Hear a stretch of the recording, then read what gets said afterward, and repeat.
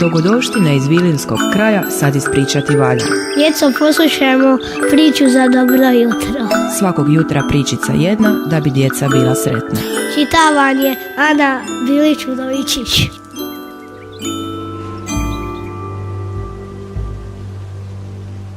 Priča o ničemu.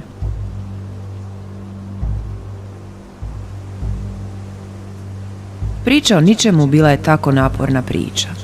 Stalno se nametala piscima i htjela biti napisana. Nametala se ona i govornicima, te zahtijevala biti ispričana.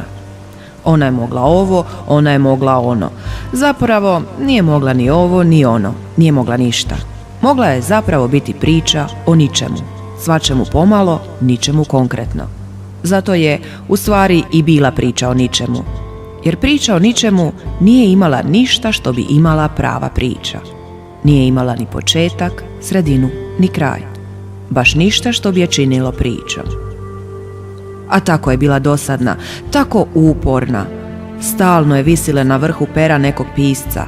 Stalno se pokušavala oteti s vrha jezika nekog govornika. Tu zapravo nije bilo ničeg što bi se dalo ispričati. Samo je lupetala nepovezane gluposti koje je željela podvaliti pod rečenice neke besmislene priče. Pa evo, i sad uporno se želi nametnuti ovom papiru, ostaviti neki trag i napokon pokazati kako je ravnopravna među ostalim pričama. A kako, kad dosad u stvari o ničemu nije rečeno, niti zapravo išta zapisano? Pa baš tako. Tako vam i glasi ova priča o ničemu. Tekst čitala Ana Bilić-Udovičić, audioprodukcija Nikola Balvan.